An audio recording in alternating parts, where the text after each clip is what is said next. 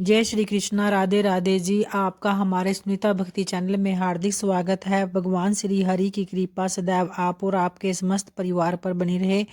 तो आइए दोस्तों, आगे की कथा को प्रारंभ करते हैं, जो श्री कृष्ण की अनेक लीलाओं और अनेक राजवंशों का जिसमें वर्णन किया गया है।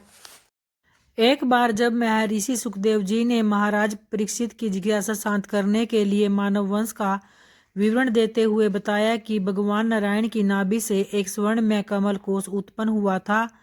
उससे ब्रह्मा जी और ब्रह्मा जी से मरीचि, मरीचि से कश्यप, कश्यप से विवस्वान और फिर विवस्वान से मनु का जन्म हुआ। मनु के पहले कोई भी संतान नहीं थी, यद्यपि बाद में उनके 10 पुत्र उत्पन्न हुए। तो पहले वशिष्ठ जी ने मनु की पत्नी श्रद्धा को पुत्री पैदा करने की इच्छा से उसे गर्भवती बनाया। फिर समय आने पर कन्या उत्पन्न हुई, लेकिन मनु ने पुत्री के स्थान पर पुत्र उत्पन्न करने की शिकायत की। तब वशिष्ठ जी ने बताया कि यह उनकी पत्नी की इच्छा थी। बाद में इला नाम की कन्या का पुत्र बना दिया गया। भगवान ने प्रसन्न होकर वशिष्ठ का मनोरथ पूरा किया और इला सुदुमन नाम का श्रेष्ठ पुरुष बन गई। एक समय की बात है, सुदुमन घूमते हुए शिव और पार्वती के विहार स्थल पर जा पहुंचे। सुदुमन और उसके साथी वहां पहुंचते ही स्त्री रूप बन गए।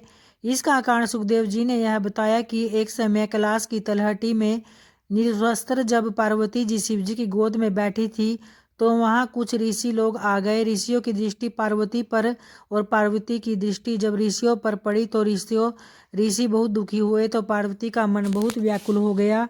तब शिव जी ने यह विधान बनाया कि यहाँ आने वाला प्रत्येक व्यक्ति स्त्री हो जाएगा। तो सुदुमन और उसके साथी भी स्त्री रूप में वहां रहने लगे।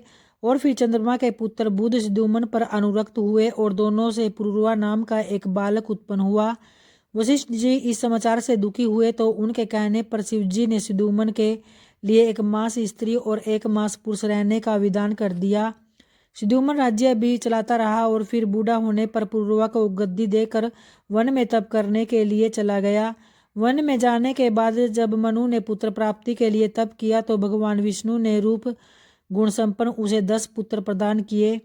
इन 10 में प्रीसद मंद बुद्धि का था। अतः वशिष्ठ जी ने उसे गांव की रक्षा का काम सौंप दिया और वह इस काम में लग गया। लेकिन एक दिन जब बरसाती रात में गौशाला में एक व्याघ्र घुस आया, तो प्रीसद ने व्याघ्र को मारने के लिए एक खड्ग चलाया, तो वह गाय पर लग गया। गाय कट कर गिर पड़ी और उसका खून बहने लगा। जब सवेरे प्रीसद की इस बात का वशिष्ठ को पता चला कि उसने गोहत्या की है, तो उसे उन्होंने श्राप दे दिया। शूद्र होने के श्राप को पाकर घूमता हुआ प्रीसद एक वन में वहां भगवान का भजन करने लगा और कुछ दिनों बाद जंगल की आग से जलकर मर गया।